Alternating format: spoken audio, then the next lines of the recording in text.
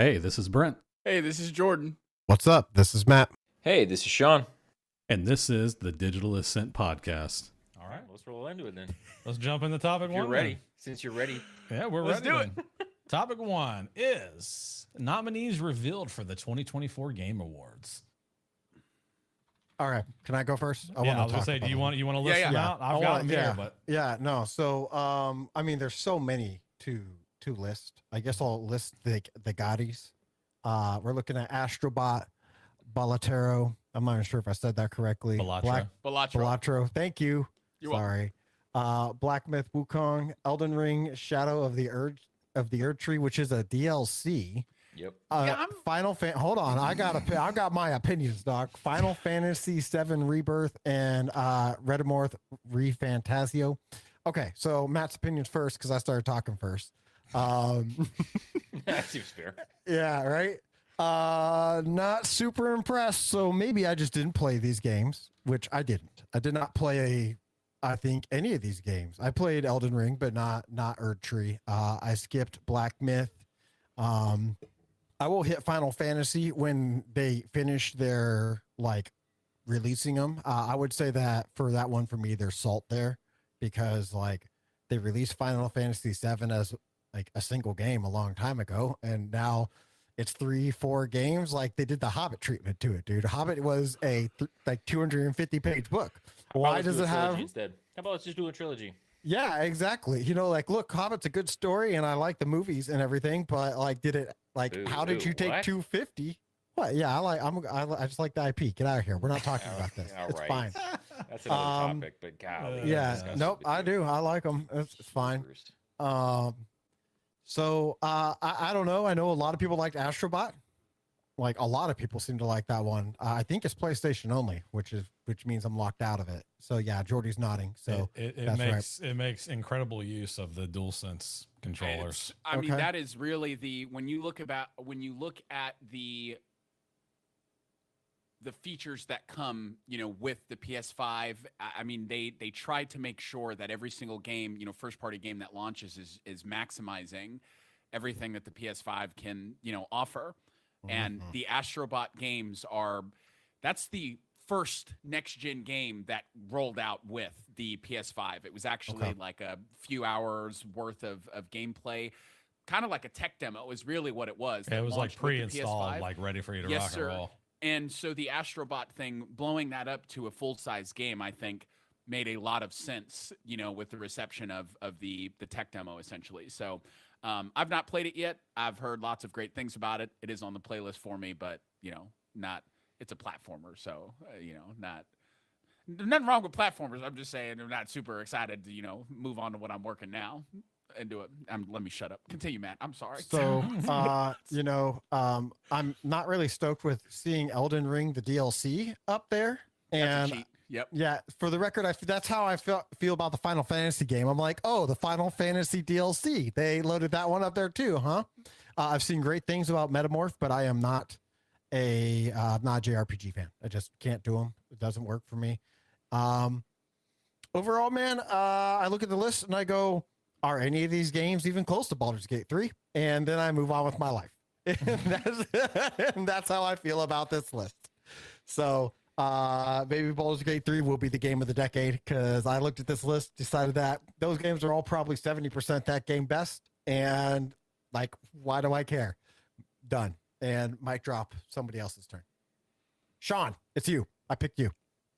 So I've heard really good things about Balatro. I know a lot of people that have played it. So I think I'm not super upset with that. I agree about the Final Fantasy stuff. I would have rather had seen it all in one shot.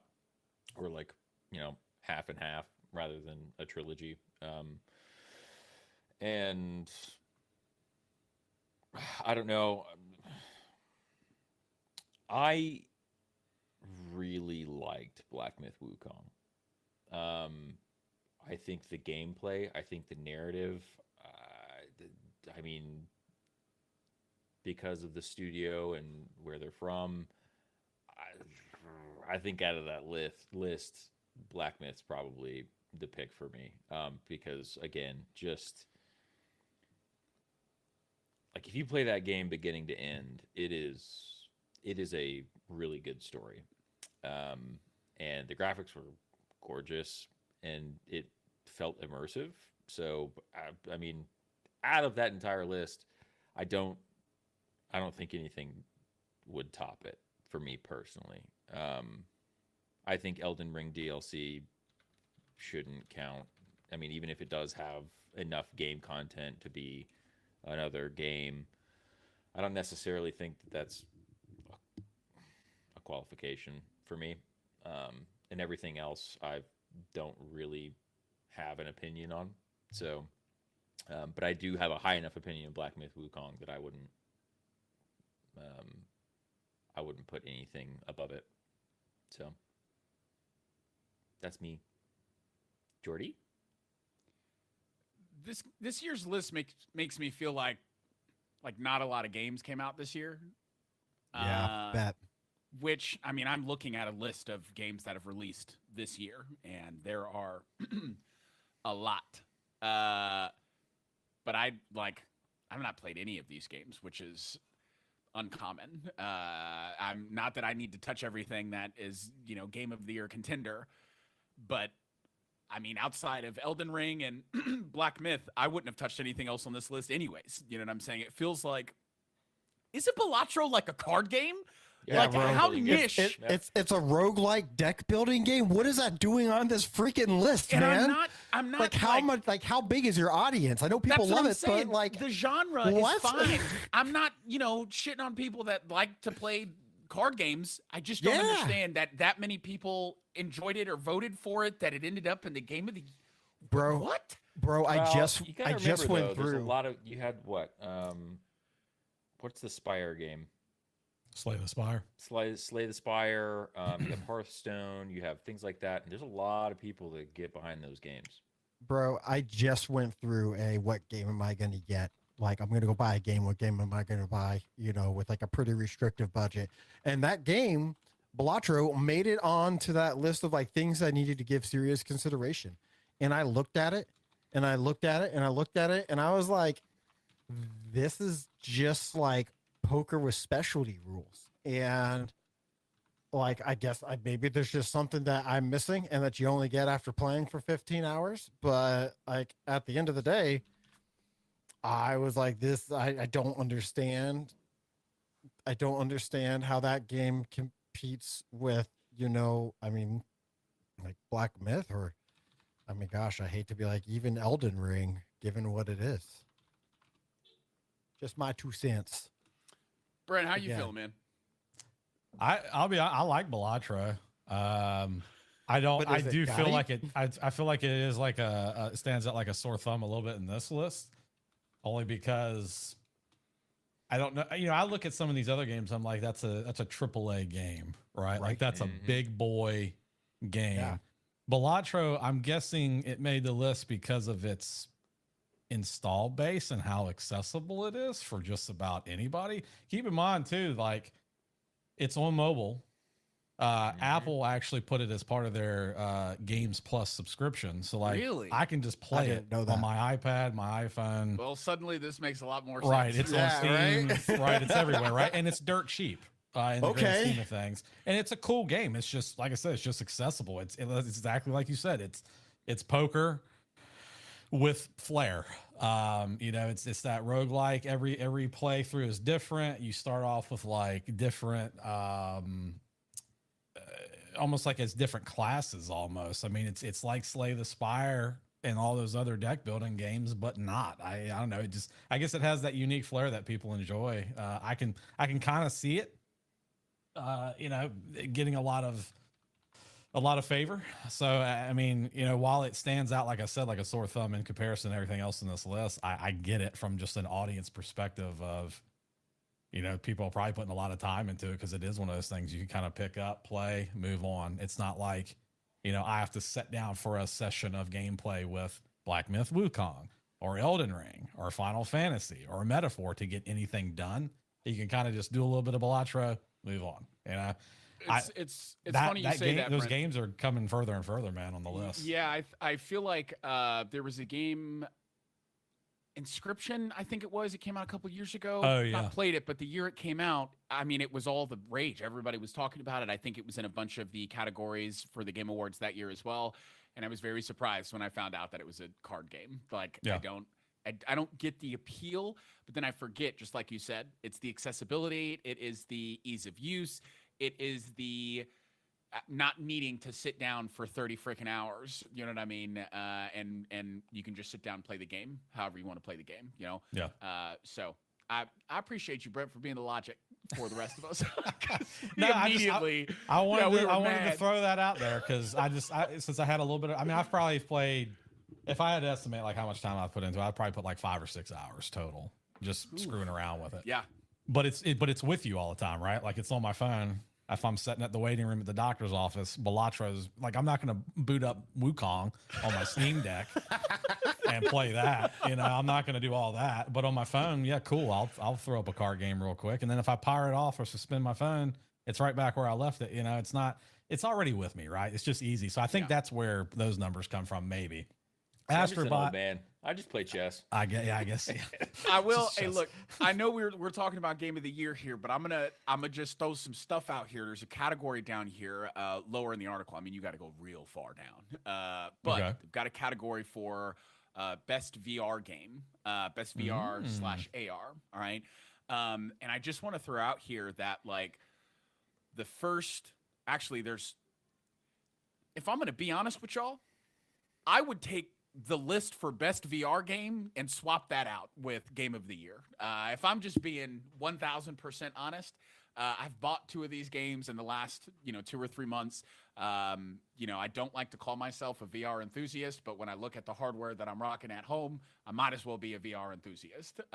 So I've picked up the Quest 3 a couple months back. Some of these games on this list, specifically Arkham Shadow, all right, it's mind-blowing what these games are doing now on hardware that doesn't require you to be tethered to a $2,000 machine. You know what I mean? And so I just wanted to throw out like VR has come a long way, far enough to be included in the Game Awards. You know what I mean? And talked about yearly, which may not be a giant deal, but I remember when there was a time where VR was not talked about. You know what I mean? At these big events. So. I don't really know what the point of mentioning this is outside of just giving VR some of the praise that I think is a little overdue. If I'm being honest, the community and the install base, you know what I mean, for VR is not super huge. I hate to give credit to Meta, but I think Meta had a lot to do with it. I agree with you 1000%, my friend. And I really hope that all of the, investing that they've done in this tech as a whole pays off, because I wish I could send y'all my Quest headset so that you guys could just play through even an hour of this Batman game. Man, is insane. And it's the same thing with like the Metro Awakening game. They take these games that we have played from a traditional third-person perspective and then throw you into a first-person, experience, but keep everything as you would expect, as if you were just playing with your controllers. Now suddenly, though, you're doing everything with your hands, and it's seamless, and it feels good. And it's like, hey man, we're starting to get AAA games now from known IPs that are actually pretty damn good. You know what I mean? So hopefully this time in 5 to 10 years, maybe a VR game will be thrown into Game of the Year, contender. It just requires enough people to, be able to play it. It's got to be accessible. And that's really hard when these, machines are hundreds of dollars, you know what I mean? And we're just talking about the standalone headsets, not anything, in the enthusiast category, right? So just showing some love for the VR tech. It's really good stuff. I think it kind of started off really slow with games and experiences that, made investing worthwhile. But I think that's changed in the last couple of years. So highly recommend if y'all have the spare income to throw down the drain. Wasn't Half-Life Alyx, I feel like at one point nominated for something? You might be correct, Brent. I don't remember Because that game, I mean, that game is great. I would put, and I appreciate you throwing it out there. I'd put Batman on the same level as Half-Life Alyx. I've not played a whole lot of Metro Awakening, but the 35 minutes I played of that game, it's literally the same thing. Everything just feels intuitive, right? Like I think that's one of the big things with me for Half-Life Alyx and some of the other games that I played with VR is when they do it right, it feels intuitive. It feels natural. So like when you're grabbing the gun and you're unloading the clip, slamming it in, and you're actually doing the gun combat, it feels really, really good. And if they can continue to increase that immersion with the VR, I mean, imagine playing a game. What were those games that you used to play, Brent, that were story-based driven? There was a Batman one. There Are was you talking about the Telltale games? The Telltale games. Yeah. Yeah. Imagine doing that in VR, where you're doing detective work and you're going around and you're looking at clues and you're picking up pieces of paper and you're. That's literally what this game is. That's what it is, and it's so. You reach up. I'm detective mode now. I can see everything, and you're trying to solve crime. But Batman is still. I mean, there's cinematics in this game, which is one of the first games that I've played in VR that includes that type of storytelling. Mm-hmm. You know what I mean? Especially where, for people like us who like to, get immersed into these games, it does become hard to kind of imprint on the character that you're playing for these, these established characters like Batman, right? But it's a whole lot different when you got the headset on and Batman's voice is coming from where your voice should be coming from, and you are suddenly having real conversations with NPCs that are looking and watching you as you move around the room and reacting to the things that you do. It gets kind of strange, especially when you look back on, and you try to remember, what did I experience, what did I play? Your brain classifies VR gameplay completely differently than it does regular video games, right? I mean, you're the part of your brain that stores all of the memories. It's probably because it's kinetic based.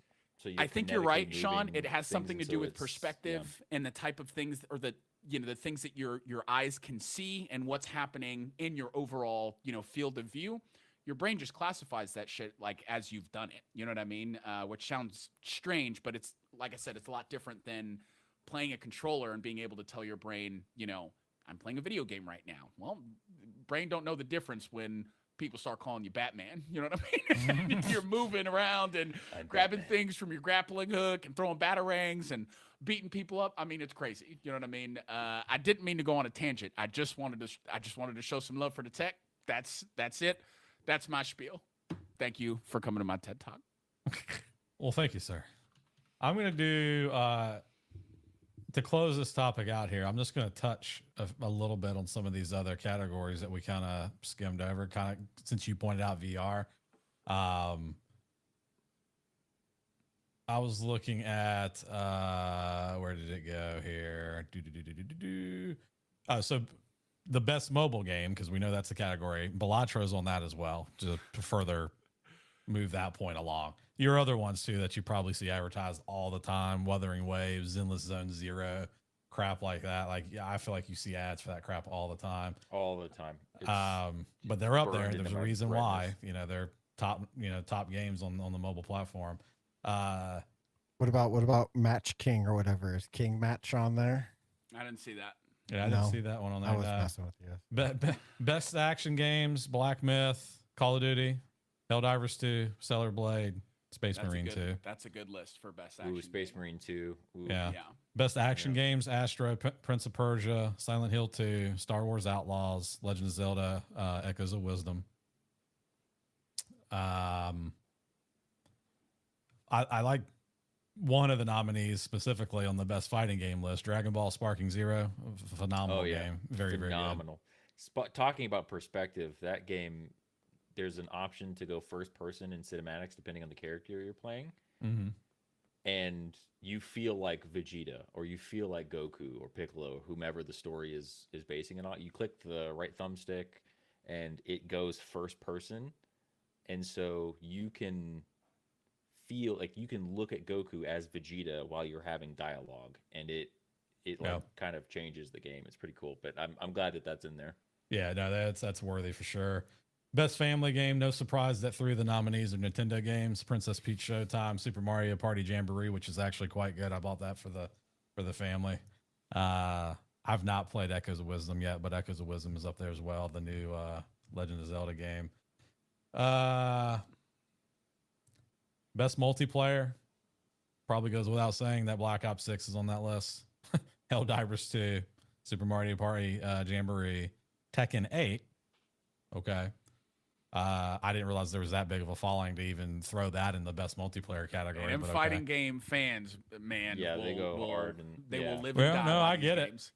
it. And then Space Marine 2 is on that best multiplayer list as well. And then to kind of fully wrap it up here, I like the most anticipated list here. This is an interesting one. Death Stranding 2 on the beach. I know Jordan's got to be stoked for that.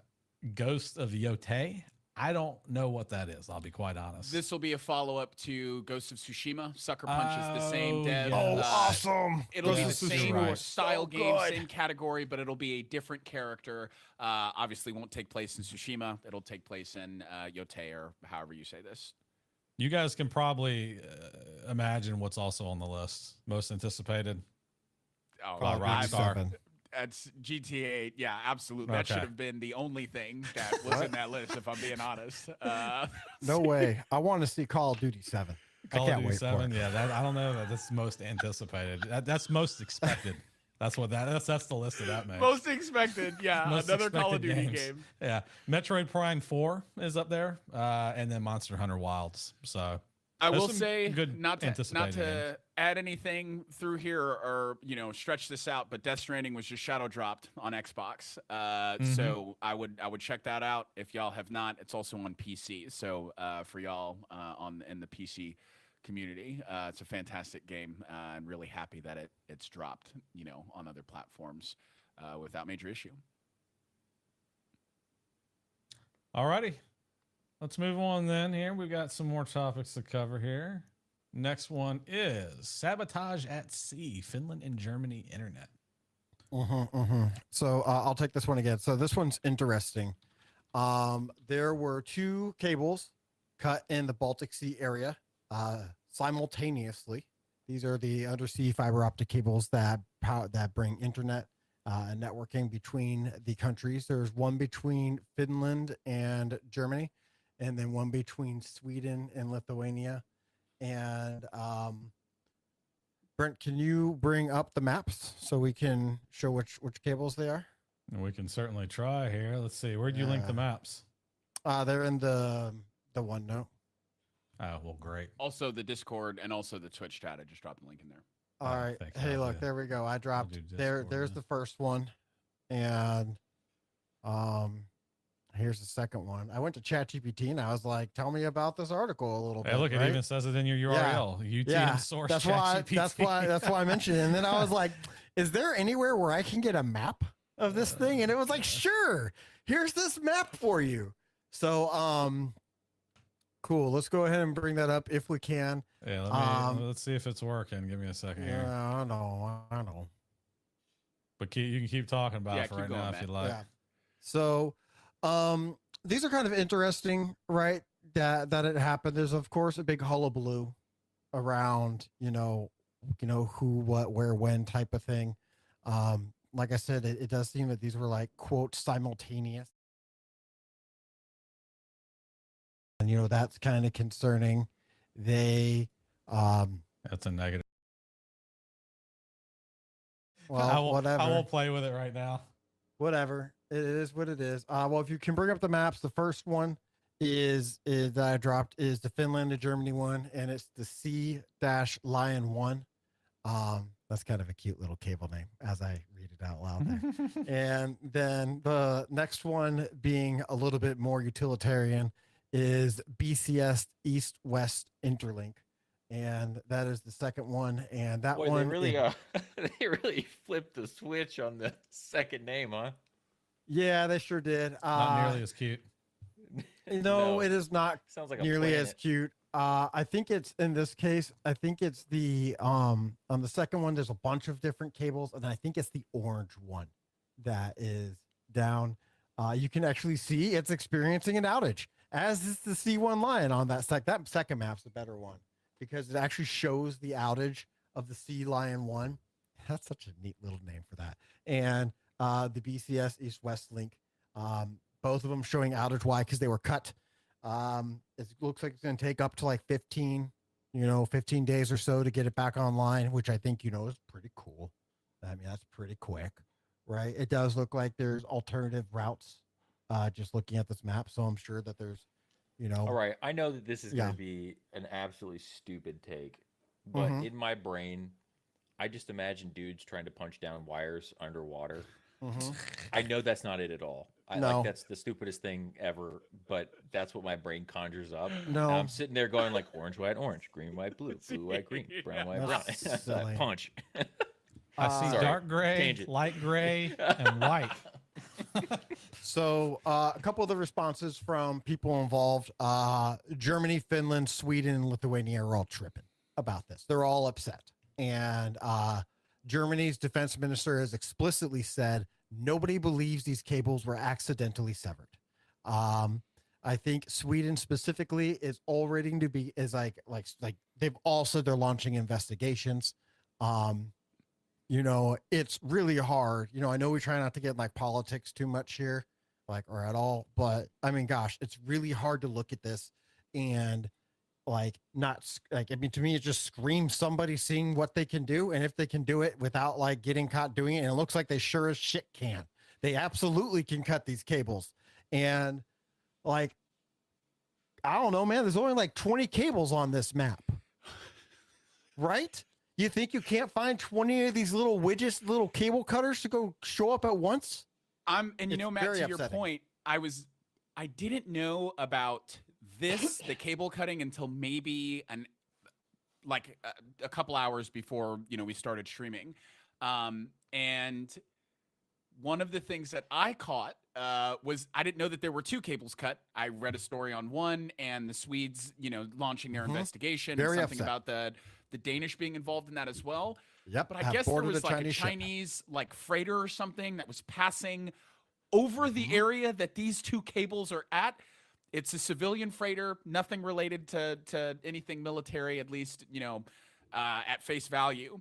And they're already pointing fingers. Now that you mention it, these cables do intersect, and I can't help but wonder where that cut is. I haven't seen anything saying that. I did want to bring up that there was a 2023 incident where a Chinese cargo ship was accused of dragging their anchor along the ground, I think in a similar area, actually, somewhere in this portion of the world, and doing so damaged a gas pipeline and several undersea cables. So sure, man, there could be some straight up, idiocy here, or just pure incompetence. I, on the other hand, think of things like, I don't remember reading any of these stories between 2015 and 2023. And now in the last 2 years, I've read first a story of one and now a story of two. They're both involving these Chinese cargo ships. And, I'm just left remembering, reading about Russia do their rush to the Ukrainian border and then do absolutely nothing 5 times into the lead up to Ukraine. And I don't know, man. I'm a naturally kind of suspicious, paranoid person. It's part of what makes me good at my job. And I see this, and it just it's very upsetting. I'm stuff like that's very concerning to me.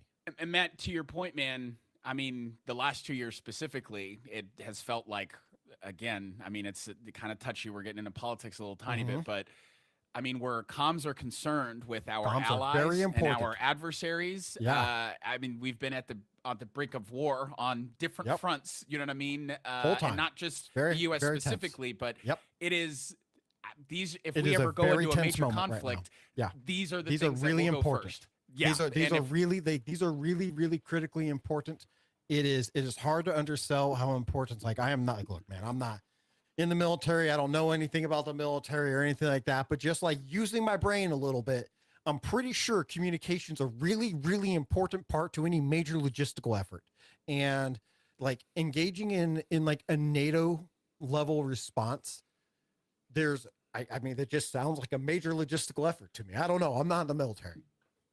So, I don't know. I kind of look at this. I think about, you know, I did want to bring this up because I do feel like it intersects with cybersecurity. You know, as geopolitics does, it's hard to ignore how incredibly tense things are worldwide right now. I've definitely seen people say things like we're slow walking into World War III, or more likely that World War III has already started and we just don't consider it World War III yet. And so seeing stuff like this is just feeds me with the heat, like fills me with the heebie-jeebies. I don't like it. I guess that's my like TED talk about this. This will probably be something that we are keeping tabs on for the foreseeable future. I wouldn't be surprised if we do a follow-up bullet point next month as things continue to kind of roll out with the Swedes investigation. And I mean, maybe in 30 days time, more cables will be cut. You know what I mean? Worst case scenario. So don't say that. Well, we don't. We don't Why need do you the say that? cables. We don't need the cables anyways because Elon's he's got over 6,000 satellites. You in beat orbit. me to it. Don't even I was waiting for them to finish. on this. Look, I will say that it definitely seems like a strategic thing. Maybe the U.S. government should start launching U.S. government website or U.S. government satellites for the internet, specifically owned by the U.S. government and operated by the U.S. Well, government. they have done that. Elon's done that for them. Well, no, those are owned by Elon Musk. Can I ask y'all a question? This is something that I forget about these damn cables. I mean, probably more often than I'm willing to like admit. That's crazy. Yeah. I 10 years ago, I thought the internet was held together via satellite. You know what I mean? That's a really sloppy way of putting it. But, you know, in my mind, I'm thinking, okay, well, I send my signal bounces to satellite, goes to whatever satellite it needs to go to, and then sends that signal back down. If these cables get cut, do we genuinely not have like an alternative? You know what I mean? Would SpaceX, would those things be a good stand-in for global communication of some kind? Not at that scale. Not at that no scale. way, About man. the scale. No way, man. That's like I don't know what I don't know what SpaceX's throughput is, but it's definitely not the equivalent to a 4 gigabyte, like a 40 gigabyte backbone. Starlink coming like out of a data center. And I don't know what the throughput is on those cables, but you know, I'm willing to bet that they're like the size of a leg or bigger type of thing. And you know, like I imagine they're giant. And honestly, I imagine they're kind of hard to cut. And man, a lot of feel bads about this story, like a ton of them. Do you guys think this is something that? I mean, I'm looking at this second map that you dropped, Matt, and I'm very appreciative because this is awesome. It's awesome, isn't it? That's why I wanted to bring up the maps. Yeah. Do you think that there's any like are we sitting on tech debt? You know what I mean? Not as, you know, our country, but as a race, you know what I mean? The human race. Are we sitting on any kind of tech debt by relying on just cables that connect us? I mean, it seems kind of primitive when you're talking about communication at a global scale. Yeah. I mean, what's the alternative? We didn't see, hey, what up, Surefire? Thank you for that raid, Surefire. Yeah, boy. Yes, sir. You know, I mean, like we didn't see like realistic satellite internet that didn't like suck until a couple years ago, you know? So I would say, yes, we're sitting on tech debt. No, there isn't really a solution to it that's immediately available. And then I would also like ask you, do you want to put enough satellites in the sky obstructing our view from space? Oh, absolutely that, not. Like, absolutely that like not. you can build out the alternative because that's, because I mean, that's what's I mean, like, first of all, we're definitely heading that direction. And second, like, what are you willing to pay? Basically, I would also kind of just like, I would just kind of like point out, if you zoom out on that map, you can see that there's like 4 cable outages in the entire, there's like 4 or 5 cable outages in the entire world. So, you know, this is not a common thing. Did you see that the BCS one actually had an estimated end of support in 2022 anyways? I did not see that. Yeah. It was 2 years ago, almost exactly. Yeah, what is the life cycle on one of those things? Because it's got to have shielding and all kinds of stuff. And if you're talking about salt water and other things getting in the way, like apparently 97 to 2022. 97? That's ridiculous, man. Yeah. That's crazy. 25 They years. got underwater network engineers. You know what I'm saying? They I bet they do. I bet they do. they're sending guys I'll down go there get and my scuba saturation license. divers. Yeah, And that Steve. is, you know, that's ridiculous. I bet you it's tax free because it's international waters. Yeah, Surefire was asking about what we're talking about, where there was a network cable cut between Germany and Finland, and then a second network cable cut between Sweden and Lithuania. The German prime minister has said that, quote, nobody believes these cables were accidentally severed. So, you know, somebody, like the theory is that somebody did this on purpose, and probably not because they're friendly. So, like, What a prank. You know what I mean? yeah, you know, Whoopsie. you've been cut the pranked cable. by Ashton Kutcher or whatever, or punked. Where's the You've been cameras? punked. Where's the cameras? Where's the cameras? What does that mean God. for Germany? So what we were saying, Surefire, is that, you know, I mean, there's probably like some amount of communication degradation, you know, between these countries right now. But I would say, yeah, you probably didn't feel impact. What I was saying is that somebody probably did this to see if they could do it, with plans of doing more later at a very advantageous time. Like, oh, this is a really great example. Do you guys remember when Israel wanted to launch an offensive into, you know, against the enemies? I forget exactly which one it was. And so they took all their communication devices and they planted them with C4. And then they blew up their communication devices and then later said, ooh, well, we got caught, so we had to blow up the communication devices, but like, we're not ready to launch our offensive. And everybody went, wow, what an effective offensive that would have been if they had blown up communication devices at the same time. And so when you're asking, what does that mean for Germany? That is what I personally think about. What an effective offensive that would be if there was no communication. Did we do? We are the ones who got fucked in this case. Or I guess you are.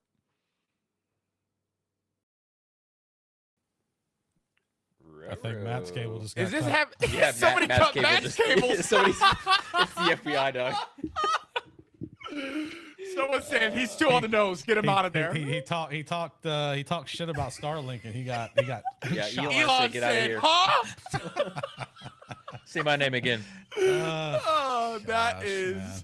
wild. He's like all right, Beetlejuice. well, I guess we're moving on to the next. Just getting me dragged off camera. Yeah, they drag him so hard it knocks his digital ascent hat off and everything.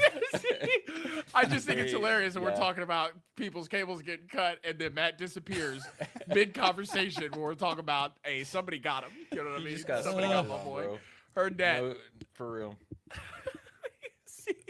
So wait, let's see what Surefire here. Let's catch Surefire. Wait, did we Germany do it, or are we the ones? You guys, I guess. Yeah. Well, I mean, Y'all who got knows? jacked up. I guess. Maybe it was an inside job. You know what I mean? We're Right. trying to point the fingers at people, you know? Hello. What's up, Mike? What's going on, y'all? Ladies and gentlemen, we got him. We got him. God. I know Matt is fuming right now. I know Oh, yeah, he is he's sitting off in his his room rocker right now, punching for the sure. air. If I know Either that or that, he's still talking. He doesn't even realize it. Oh, he's back! I appear to have had an outage of some sort there. Hey, Matt, they was out there cutting your cables, bro. They was out there in your Yeah. backyard. I got my, you know, out here I don't I'm know. not worried it might be a about. deep fake. No, it's really me. Out here I'm We really need to have a worried code about. word. Yeah, it's me. Does that count? I'm not.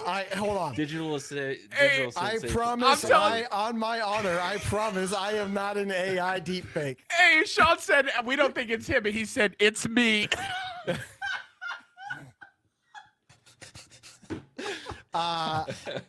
Do I need to go back on that rant, or are you guys? No, you I think guys we're know good. how I to think handle we've that? been warned, Matt. We're just going to go ahead and we're Sorry. going to push forward. I love how Surefire's over here. Thank you, Surefire, for the raid. No problem. We Yeah. said I thank said you. that, You dog. missed it I said, completely. bro, I was like, what up, Surefire? Yeah. And Brent went, thank you for the raid. And I went, yeah, thank you for the raid, dog. Hey, what's up, Stop Fast Eddie? We see you. Hey, appreciate you for stopping by, big dog. Stop Whatever. Appreciate you. I Old- see old you. Stop fast. I see you over there. All right, gents, what do we got? What's up next? All right, iPhone topic security 3. reboots. So iPhones restarting and locking cops out. Yep, iPhone's yep. got another problem, huh? That's surprising. hold on. So you said that was a problem, but it's actually Heard it was that, an Doherty. no, wrong. It was an undocumented security feature, and here's what happens. So if you don't unlock your iPhone for 3 days or 72 hours, it will go, oh, I haven't done like a security check in a little bit. I need to reboot and set myself to before at first unlock state. And so the reason why that matters is that when it's a before first unlock state, you can't use biometrics. So that's true. That's right. Android does the same thing. Yeah. So, that's why it's a big deal. And that's why, like, the first thing is that cops go, wait, well, the first I heard about this, it was, confusion as iPhones mysteriously reboot and lock out the cops. Right. And everybody was like, oh my God, how did that happen? And like, are there hackers that were like rebooting the phones? Nope. Apple was like, we don't allow biometrics if we haven't seen you in 72 hours, basically. And, it's interesting, it definitely, put some time pressure on bad guys and good guys on both sides. I'm personally happy to see this. We've seen a lot of problems with like the NSO group continually popping iPhones, and a lot of iPhone vulnerability, like iPhone takeover situations, are thwarted with a reboot. So I'm a fan of this. I hope it'll help, increase security. I'm sorry to our law enforcement people that it makes their lives harder, but sometimes security is only secure if it's a lock with like no back doors and stuff, and this kind of falls into that category for me. So I was a little, if I'm going to be honest, I thought this was an actual like hardware issue, type thing, or a software issue. This is a fantastic thing. I just opened up the article, which really shows everybody that's here how much prep the rest of us do. You know what I'm saying? Where topics are concerned, and I think this is great. So it's literally just resetting. It's restarting itself after a certain amount of time if the phone has not been unlocked, which the device itself is saying, we've not been unlocked in a certain amount of time, which probably means I've been stolen or misplaced. Yep, exactly. We need to go ahead and make sure that we can block any, access to this hardware without the actual credentials, not biometrics, not whatever the face cam thing is or anything like that. It's going to be, hardcore PIN code or you need your PIN password code. or whatever, Yep. right? Yeah, okay. I think Stop Fast Eddie is right that it does basically force a re-encryption there. And I don't think it's actually like re-encrypting it. I think it's just removing the decrypted status, if that makes sense. It does. Yeah. The guy in the article, like a security analyst in the article, said that it forces bad actors to act in the first 3 days specifically. Because of the way that like it requires a kernel interaction to keep it in an unlocked state.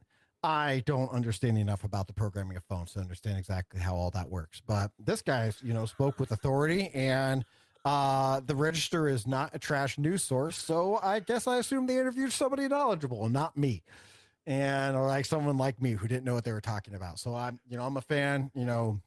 This is a minor inconvenience for end users. It's a significant inconvenience for law enforcement, but hopefully it's a really severe inconvenience for bad actors. I'm going to tell you right now, this topic is a severe inconvenience for my mentality. All right. These people in the chat right now are popping off. And what's funny is we did an Apple versus Android not too long ago. And it was our most popular episode. And it was like a year ago. Maybe we need to do that stupid episode once a year just to drive. I agree with you. I think it might be good. I hate that. For the record, for those of you a little behind the scenes, like Brent was like, we should do this episode. And I was like, that's the dumbest thing I've ever heard. Who wants to hear us talk about Android and iPhone? And then it was our highest engagement episode outside the ChatGPT one. Hey, but you know what? It's ridiculous. If you actually think about it, you know what I mean? I mean, this is our niche, right? Like, and we are the type of people who could talk for an hour and a half about the differences between Android and iPhone. You know what I'm saying? We're idiots, which is really where I was going. You know what I mean? Next episode, iPhone versus Android again, folks. Redux. Let's see. So look. Let's go. Let's look at it real quick. I'm gonna look at the list. The highest engagement episode, or the most played, was the intro episode, and right below it, that makes the sense. Great Debate: Android versus iOS. That's and wild. the only one it's tied with is vulnerability management. Is that the third? That was a good That's one. the third highest That was one, a good Brent? one. The vulnerability management. Vulnerability and the Great Debate are tied at 98. Yeah. I like Mike said that the title or the picture of that episode is just a picture of me and Matt versus Jordy. Yeah, but it's like the Jake Paul Tyson like knuckle. It's like the fight. Yeah. All right, man. Good stuff. Surefire, yeah. Spotify. Good stuff. Yeah, All the major Well, I will say I need to fix it, but Apple's broken, and I don't know why. I still need to investigate that. Oh, another problem with Apple. I'll throw that in there. Their approval process is interesting these days. I'll drop the for those of y'all interested. I'll drop the link in chat while we move on to the next topic. Surefire, there's no bots in this chat currently, so that'd be one big reason why nothing works in terms of commands. All right, topic 4, is that what we're on? Yeah, new era. Yes, sir. Bluesky soars to 20 million users. What the hell is Bluesky, guys? All right. I guess I'll take this one again since it was once again my topic here. So Bluesky is, Twitter 2.0. I say it specifically that way because it was specifically founded by Jack Dorsey, which was the founder of Twitter. He founded this and designed it to be like an open source federated platform. What that means is instead of like Twitter has all of your data on Twitter servers, right? And that's the only way that you can get to Twitter is if you access the Twitter server and so on and so forth. But Bluesky allows you to run your own servers and then interact with the rest of the Bluesky network. And it allows you can go sign up with Bluesky, right? And you can sit on their server. There's got to be some sort of vetting approval process. What do you mean? You just download as far as I understand, you download the server and you stand it up and and then you connect it in. And then you can sign on and have little people. What do you mean the approval process, bro? He looked at you like you were such an idiot, Sean. He said, "What do you mean?"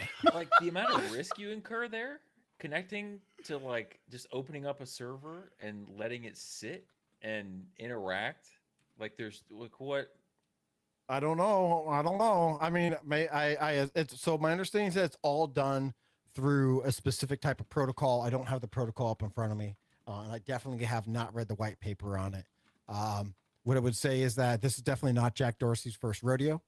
He, unlike Elon Musk, I think he may actually be a tech genius based on some of the moves that he has made, and maybe Elon Musk is too. What do I know?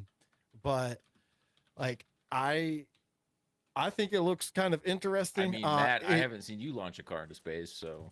Okay, yeah, I guess you're right. I sure haven't done that. You got your ass right there, Matt. I ain't seen you do none of that. But I know. I guess I don't even know what to say.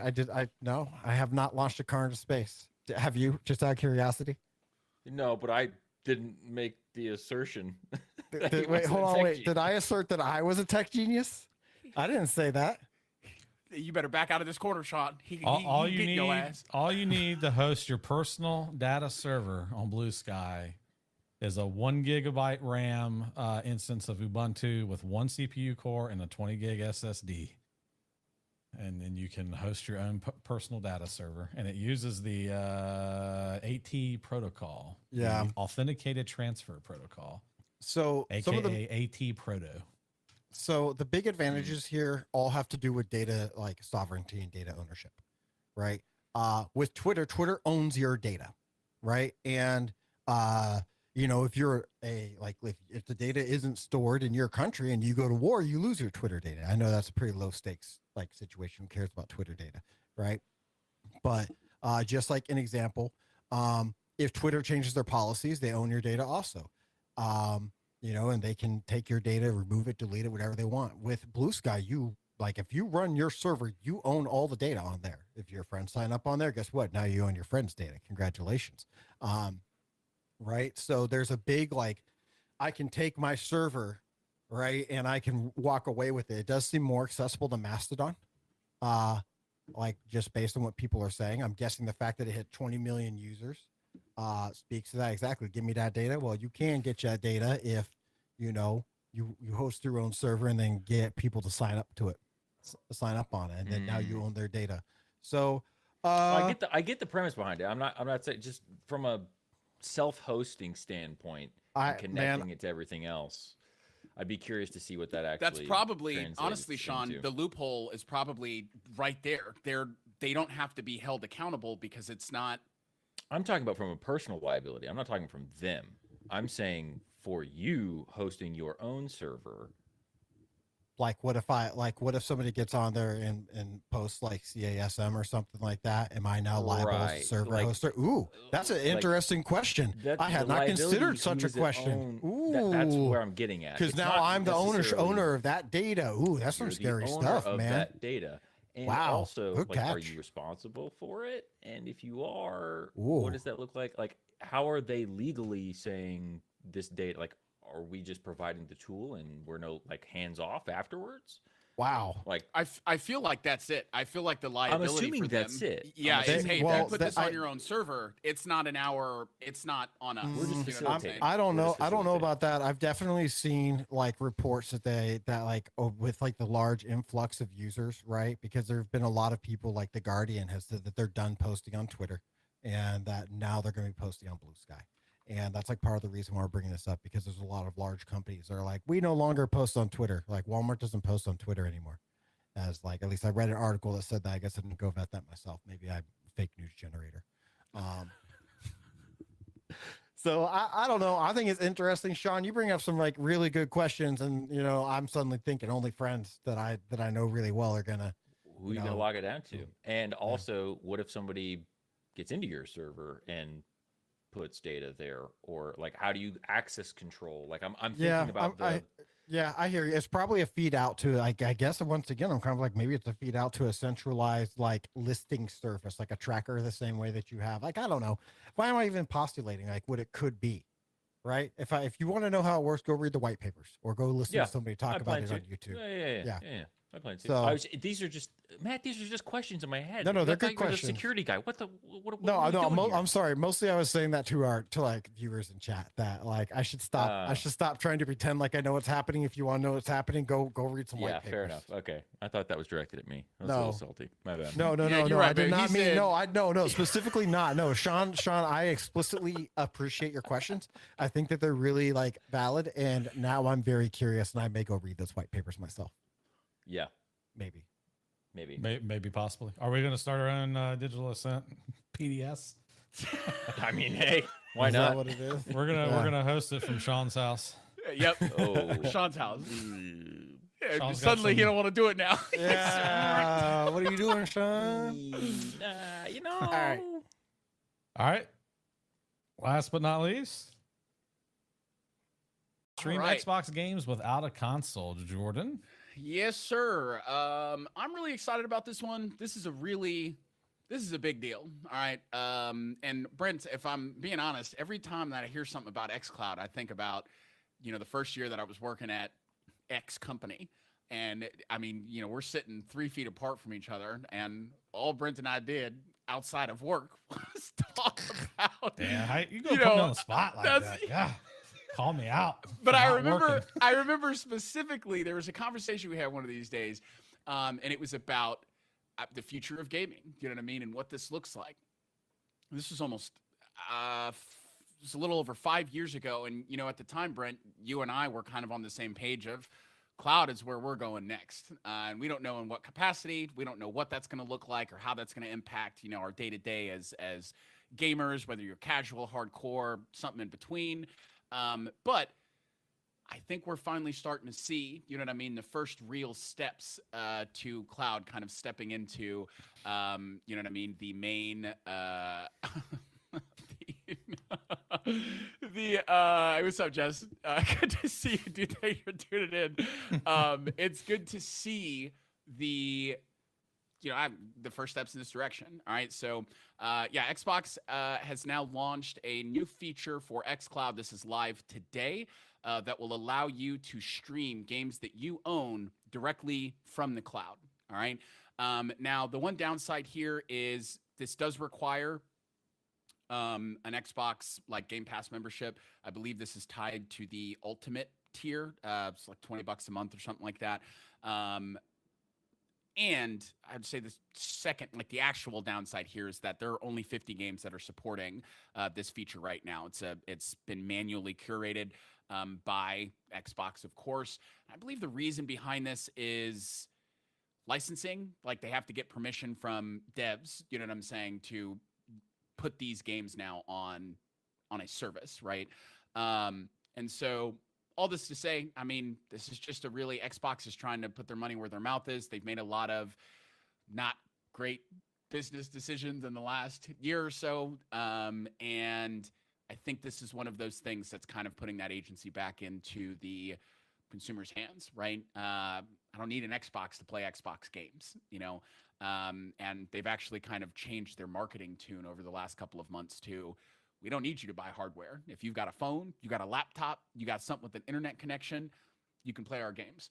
I just bought a new TV, and it's not Samsung, and there's like an Xbox app, you know what I mean, that's getting ready to launch so that you can play these games directly from your TV. Hey, Jordy, it's funny that you mentioned that because the TV I bought is a Samsung, and it and has the Xbox. Yeah. And they launched a partnership for a while. About a year ago, I think. And so every new Samsung TV that came out or is coming out from 2023 for the next couple of years will come stocked with this xCloud, app, which is, it's a strange time we live in, man. I mean, we were just talking about, just a few moments ago, the quality and like connection stability and like good internet, you know what I mean, for satellite plans, right, is kind of coming to that point where it can be reliable and it can be used by more people than it normally would be. And now we've got services like this where I don't need to go spend hundreds of dollars, you know what I mean, to play some of these crazy games. All I have to do is have something that can connect to the internet and I'm good to go. And I don't know if you guys have played around with this at all in the last, couple of months, xCloud specifically. I love to flex it, but I was a part of the, original group that tested this before it became public in any way, shape, or form. And I mean, it was good. It was a good service back then, but you still had the issues of latency and, all that type of stuff. And I've been kind of, twiddling, xCloud for the last couple of months, just popping in every now and then. And it seems like those issues are widely gone. Now, I will say, your experience may vary. Don't come out here trying to sue us if your internet sucks and you can't play xCloud, you know what I mean? But provided you've got a good internet connection, man, I mean, it's a great alternative to needing to own a console. I did notice that when I was using it on the TV, I leaned more into the games that were static rather than active because the latency was enough that I just didn't want to fool with it. Even if I'm doing single player, I was like, hey, look, as a nerd, this is where like that TCP versus UDP really comes into play. You know what I'm saying? You want the wired connections for anything related to streaming in general. Somebody asked me today, like my internet kind of cut out because the Ethernet got stepped on or was, wonky. And he was like, why aren't you on wireless? Why would I be on wireless? I'm at my home. You know what I'm saying? Like I'm going to be hardwired wherever I can. I spent a bunch of money running a coax to Ethernet converter through my house, toning out wires because I wanted the Ethernet, man. I've got 100-foot cable right now. I don't need 100-foot cable, but I got this. It's wrapped all around my living room into the router where it needs to be. Where you guys can get a hardwired connection. I mean, if you can do that, not even just for gaming, but just in general. You know what I'm saying? If you have the ability to go wired, go wired. If anything, just for that stability of the connection. You know what I mean? So I'm rambling now, but do y'all have any thoughts on, this is a feature? Is it a big deal to y'all? Do y'all not care? How are you guys feeling?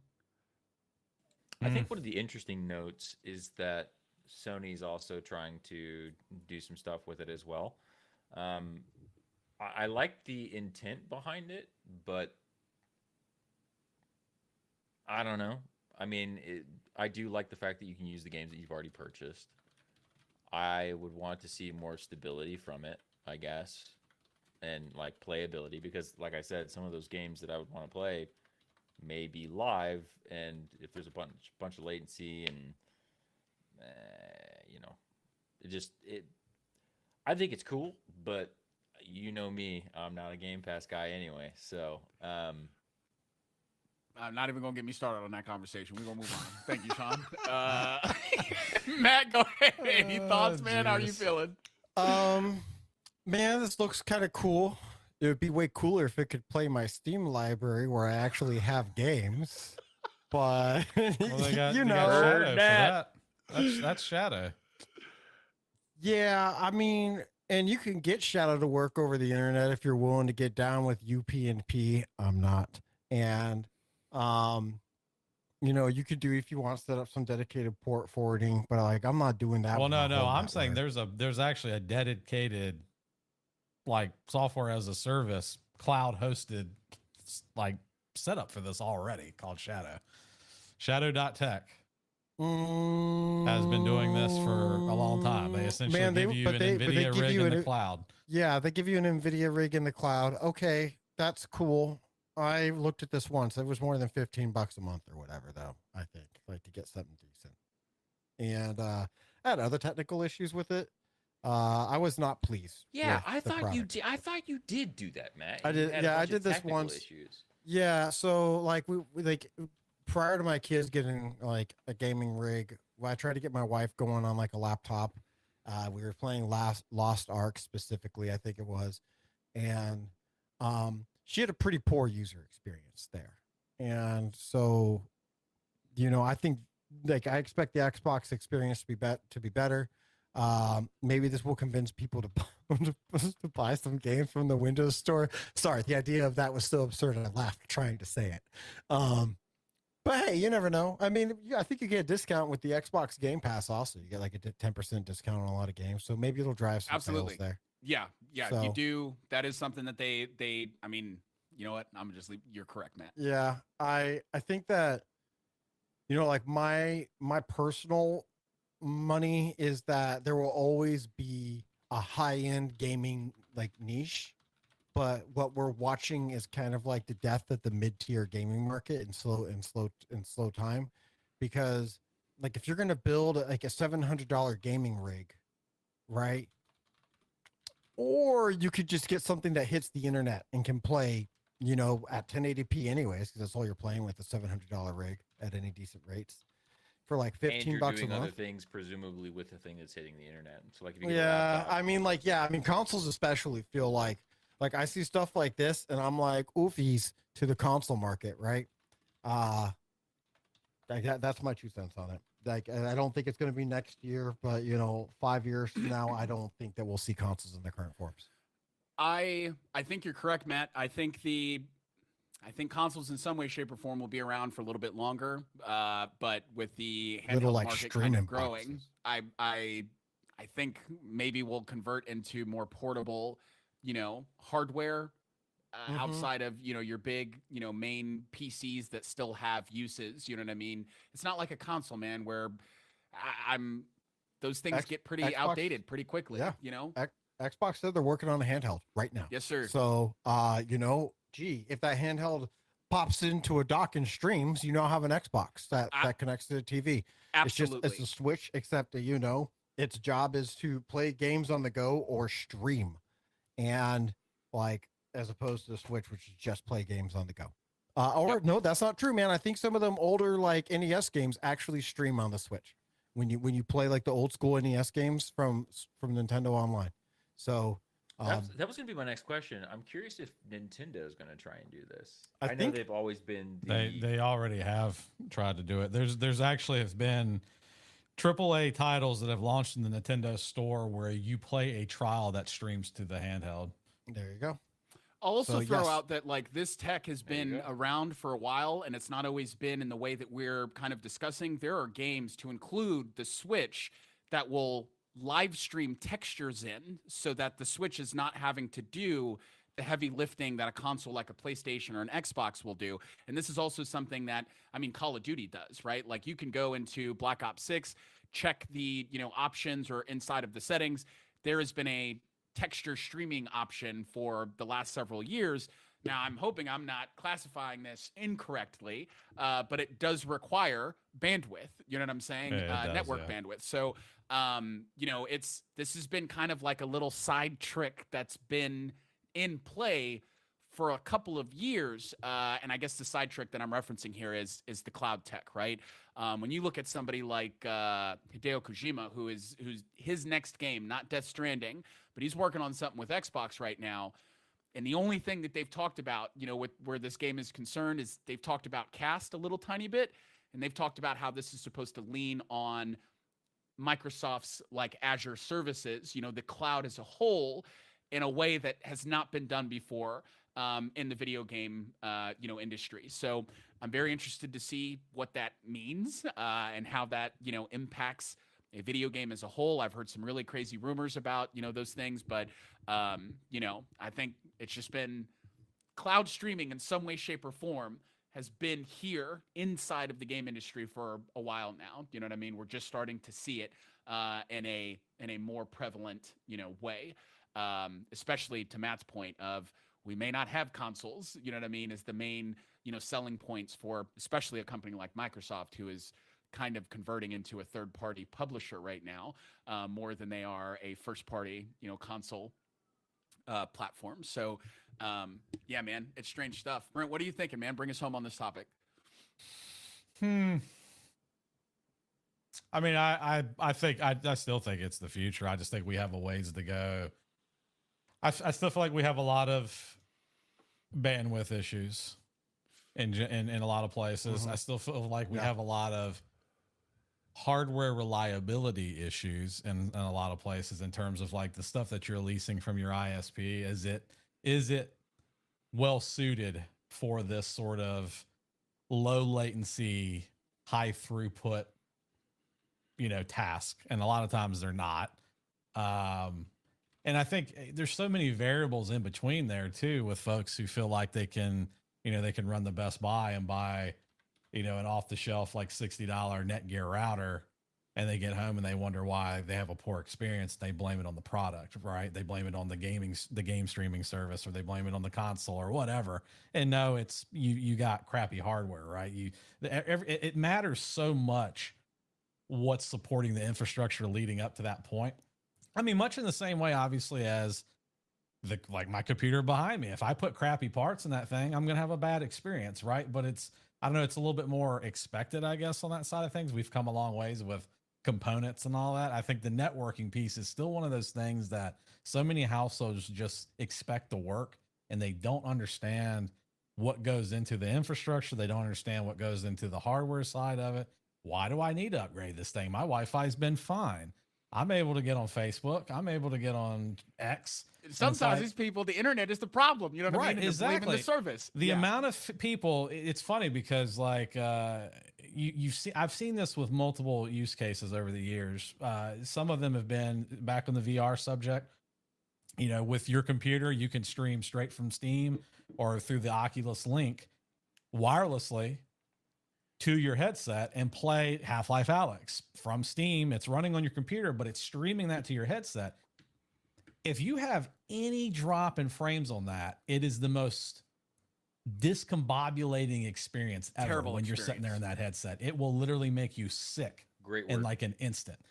But if you have a great network and great wireless, it's a beautiful experience. But people don't understand that, like they'll set that up and they'll be like, Oculus Link sucks. My VR headset sucks. Blah, blah, blah, blah, blah. No, your internet, your wireless sucks. That's what sucks, right? And Brent, I'm so appreciative that you brought this up. I made a comment about TCP versus UDP that kind of just went, nobody said anything. And I was sad because it's one of the only things that I can talk about tech-wise, you know what I mean? But it is really, when you're talking about streaming an entire game's worth, I mean, I'm having a hard time wrapping my head around streaming a game in VR and still having those, controls and commands carry over to the machine in real time. I mean, that's something that latency alone has to be top tier, and so when you're looking at anything wireless, your connection is not prioritizing, your network is not prioritizing, the quality of packets, if you will, that are being transceived. They're just making sure that they can send, you know what I mean, that your network can send as much as it can to wherever, you know, the source is, right? And it makes it really difficult, you know what I mean, where we want to be more wireless, right, as time goes on, as we grow, which makes things kind of difficult, you know what I mean, where your network is concerned, because it just means that we need more bandwidth. We need more bandwidth. We need more bandwidth. And not everybody is like a tech enthusiast that has the time or effort or ability to invest either hundreds of dollars or tens of hours, you know what I mean, in configuring the perfect, you know what I mean, network that will support all of these things without any kind of frame rate issues or latency issues or anything like that, right? So think about the contrast there too, though. Think about the perspective of, I have a VR headset, I'm on my own network, and I'm streaming this directly from my computer. That's like one hop.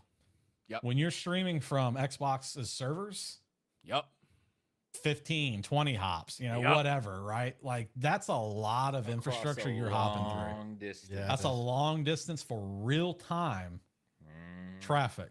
When your inputs need to be instant, the video needs to be instant. It's a lot of technology going on there. It's impressive what we've accomplished. Don't get me wrong. I think we will get there for sure. We will find a way to do it.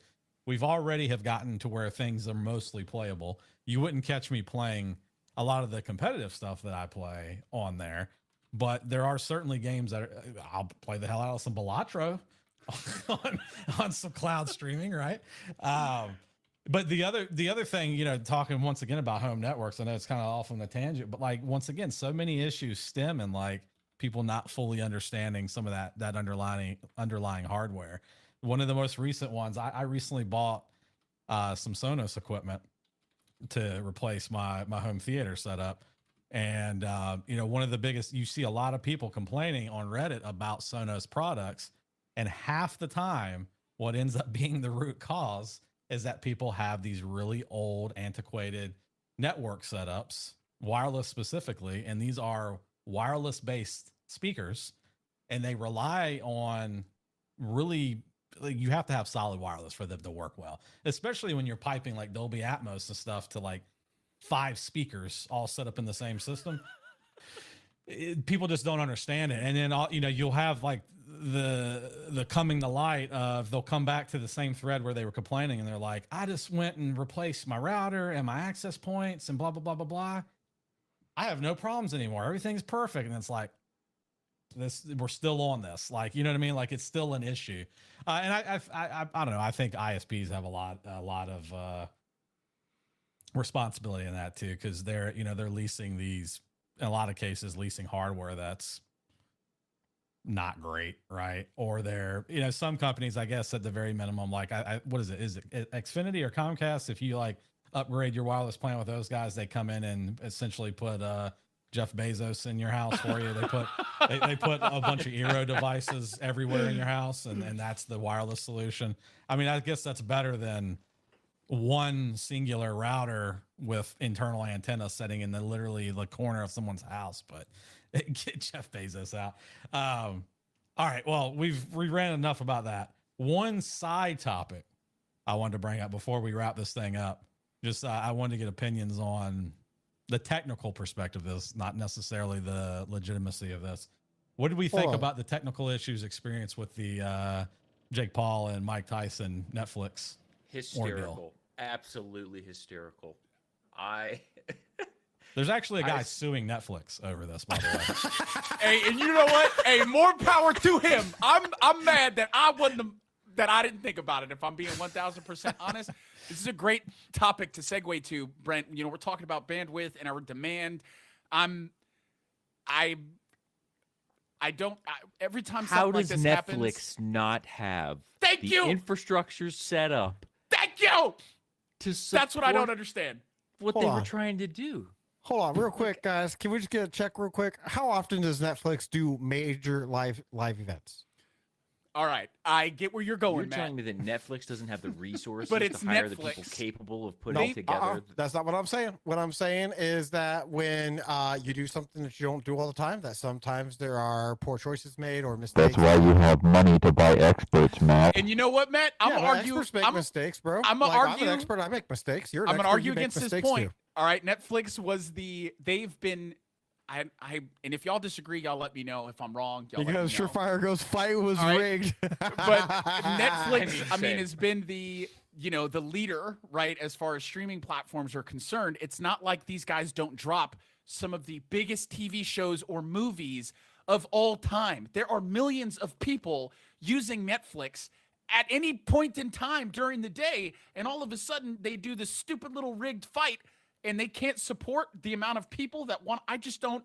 Well, I don't look, get it. they already had a bad track record with live event drops, because in this article they quoted the whole Love Is Blind thing, right? They had a Love Is Blind reunion back in April of 2023.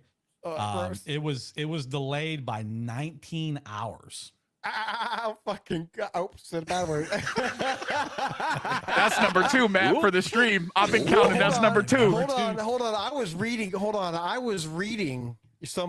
somebody was saying, and that was FUKKIN, which, as far as I am aware, is not a word. So that wasn't a bad word, okay? I was just making the sounds that I saw. He says "fuk." That's right, not a word. I can say that. Matt. I'm just. Good this cover last up. time, though, I did say it. I did say the bad word. Please continue, Britt. So the law. Here's what the lawsuit says in very basic terms. Instead of providing the programming its viewers pay for every month, Netflix was completely unprepared and unable to fix the issues. Stop. Man, were they completely unprepared? I mean, like, I did get to watch the fight like an hour later, and like most of the fight worked, though I will say when my wife walked in, she was like, "Why are you watching this 240p trash?" And I had to explain to her that I don't have bad taste and that it wasn't 240p the whole time. And honestly, I don't feel like she bought it. And she made fun of me a bunch, and I had to wait to watch it later. I will say, I just, if you're gonna host something like that, I just don't understand how you don't prep ahead of time. Bro, I'm sure they don't do prep. dry It's just runs, it's inexperience, man. Like, seriously, how many major live events has Netflix done? Like, is it 5? Is it even that many? Matt, let me ask you a question here. All right. And if anybody's going to have an answer, and I just kicked this to Zach in the chat, what is the difference between a live stream and Stranger Things, watching a Stranger Things episode the night of release? That's one of the biggest shows in the world. More people, I would assume, are going to watch Stranger Things than would have watched this. I got one for you right here. Okay. So I'm going to just, so Stranger Things, you could put in a bunch of different data centers all over the world. And this thing was live, therefore all the data was coming from one spot. So, like, there's a bunch of things that can go wrong at that one spot, where if I had like 1,000 spots to stream from, I'll take one of them servers out back, put it down with a shotgun. But like, if I take any one server here and put it down with a shotgun, how many more servers do I have to pull from? I imagine, like, seriously, I imagine that they got more viewership than they expected, right? And who knows? Maybe they had to put up with the DOS problem, right? Or a DDoS problem or something like that. Like, I don't know. I mean, I'm not saying that like we shouldn't hold companies accountable, but what I am saying is that, like, at the end of the day, these are real people trying to make these like technological feats and marvels occur, and that people make mistakes in planning and execution, and things go wrong. And I don't know. Yeah, exactly. Like Thank you. 1 million people tuning in is a DOS attack. You're the correct. King DDoS attack. But when they're reaching into my wallets every 3 months and upping the price, I feel like I should be able to ask for something a little better than 360p where a live stream is concerned. I think not every stream is not 360p. It's not every stream is 360p though. What we had is one event where there were some oopsies. Haven't you ever gone to a concert and just had the artist just like screw up and make it oopsie? Do you hate them forever afterwards? There is actually an artist that I do hate now because of that. They're not running my pockets every single month, I'm going Matt. to tell you right now, Matt. A year ago, you called me a bootlicker for defending Xbox as much as I did. That's what you're doing right now. You've got all of Netflix's steel toe boot I don't lick down no your boots, throat. dog. It is a mega corporation. You know what I mean? This ain't Granny's, a hobby side band. Look, bro. You know what I if mean? they screwed up every month, then I would be raking them over the coals. But they do it matters- like once a year. If they've done what do you want me 5 to say? live streams and every live stream they've done has been bad, this is not the first. They Is did. that the count? Have they done 5 live streams? And have they been I bad? don't think it's been 5. I think it's been more than 1. that. I think it's 2 now. No, and I they think, did this. They had a Yeah. John Mulaney limited like talk show thing a couple of months ago. That was great. It was fantastic. No issue at okay. all. So they're not all bad then. Well, I also doubt that. Look, so they say this event peaked at 65 million concurrent streams, with 38 million of those being in the U.S. Okay, well, y'all didn't say 65 million. That's a lot of people. All right, if we had said that. I don't think 65 million people are clicking on Stranger Things on release at the same time. All right, but this is loaded now because Britt, you let me speak from my highest tower, and then you waited until the end to tell me you're wrong, Jordy. You idiot. I thought it was a given that how much Maybe popularity you should. this had around it. I didn't know that 65 million people cared about it's Mike a rigged Tyson. fight. It's But Mike it's Tyson. He's a 50-year-old huge Mike caller. Tyson. Yeah, I know. Look, I saw the fight. I know what I saw. You saw the man. fight, right? I just want to make sure. Look, I man. saw his cheeks too. I did see Mike Tyson's cheeks too. I guess. I feel like That will be the clip 65 that is million. taken from this stream. By the way, I appreciate that so much. Both of you. Thank you, both of you.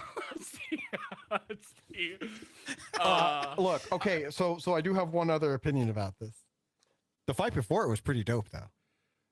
I didn't The see two. the fight Almost before. everything up You didn't until see the the fight Mike before? Tyson fight was I don't was know. awesome. I did not appreciate the first fighters. I felt like there was bad. I said sportsmanship almost from- everything, yeah, Matt. Yeah, I said okay. almost everything. All right. If we're gonna do Yeah, but the semantics, second we'll do fight- semantics. Look, the second fight was really, really good, and those women, They beat the hell out of each other. Solanaro. I'm stood sorry, and I'm bloating banged it, for, and like, Katie the whole Taylor. fight.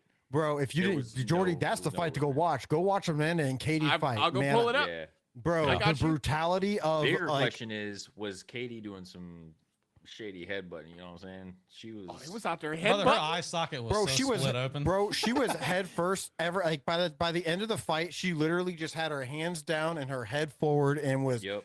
charging in. And I mean, apparently it was effective. I guess I agree with the unofficial Also judges elite and the well. crowd. Yeah, it was pretty rough, but Amanda Serrano had this giant cut right here. I thought they were going to call the fight like right away. It was the second round. I thought they were going to call the fight. She was like, "No, I fight on, dog. What do you mean call the fight? Yeah, I fight." Amanda was She awesome. should have She won. was like, It was no, I no, will. awesome. Hey, look. No, I no, will no, I'm gonna say keep I never thought I'd live to see the day that Digital Ascent became a sports podcast. All right, I love it. Hey, and Mike just threw it out in the chat. He said, "Hey, if y'all gonna talk about sports, throw me into the fold. You know what I'm saying? Let me come in. That's all me, right?" He's making a good point, and look, we've grown so much, guys. Good job, everybody. We're not just nerds like everybody thinks we are. Yeah, we're not nerds. All right, I got a gold chain. Peep it. Read it and weep. Read it and weep. He's a swole nerd. Oh gosh, Oh we got boy. any closing thoughts, fellas? Gold plate I is gotta clowning. I gotta close the Clowning. thought. Jesse, hey, get him out of here. Get him out of here. Hey, you're being too loud over there, man. Come on. Gold Damn, plated. son. Woof. Ouch. You can't even do nothing about. Hey, hold on. Can you just like bite it real quick and prove it's not? Hell nah. I almost. Got him. That is Man. wild. I'm about to leave the call I'm right running now. your Don't fucking even. pockets tonight, dog. Okay, Mike, you want to jump? I'm not even gonna pay attention to the chat no more. I'm about to close this shit out. Got me hopping out my seat, man. Good Lord, let's wrap this up. Let's get out of here. Shit, bro. Oh no. All right, Matt, Sean, anything else to say? Any closing thoughts? That Mike No. Tyson fight sucked. Yeah, It was Mike so Tyson. bad. It was sad, man. I mean, Yeah, you know, it was sad. Tyson got half the money Jake did, and you could tell he wasn't going all out. Like that's really how he wants to end his career. There It's just was a money couple grab. clips where you can definitely see the dude is pulling punches. He Brother, is just look at definitely his pulling training punches. videos. His sparring partner was facing death multiple times just from training with him. I mean, yeah, it's absolutely rigged. Tyson's got bills to pay. That's all that came down to. Yeah, basically. That's the unfortunate truth of it, man. That's the unfortunate truth. Their training videos are staged, fight stage. They're both chilling, doing blow right now. They definitely are. Heard that. Hey, I will say though, if you look at Mike Tyson a year ago versus what he looks like today, for as old as that man is and as broke as that man is, I mean, he looked pretty damn good. You know what I'm saying? He looked good.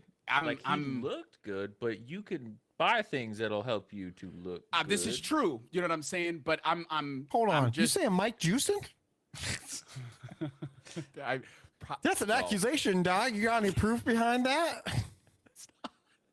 No, I'm not. I'm just saying, Jesse, I'm not saying he was fine. I'm just saying that you could tell he put the work in, which is not what I was expecting to see. You know what I mean? For a man in his 50s who is, as wild as Mike Tyson is. You know what I mean? So, that's... He got at least 5 to 10 more pet tigers now. So hard. Now, kid. All right. Jesus, we could talk about that all night. I figured that'd be a good one to end really on. derailed. Hype everybody up right at the end. Say bye-bye to that necklace, Jordy. He's going to sue for... I'll never wear it again. Jesse just messed it up for everybody. Y'all will never see me with a gold chain ever again. Good All you had to do was bite it, dog. And then we would have known man, it how was about real. I bite you? How about that? Pissing me off over there. All right, see you tomorrow. See you tomorrow at work, Brett. Nice. Lord have mercy. All right. Oh, Jesus. man. I'm That's sorry. Thank everybody. Thanks for coming. Thanks for enjoying our thank you. shenanigans. This Thanks has for hanging been out. one This of, I was think, fun. my favorite streams. Yeah, I appreciate y'all. Thank you for listening to the Digital Ascent podcast. Check us out at digitalascent.tech and join us on Discord. Until next time, take care.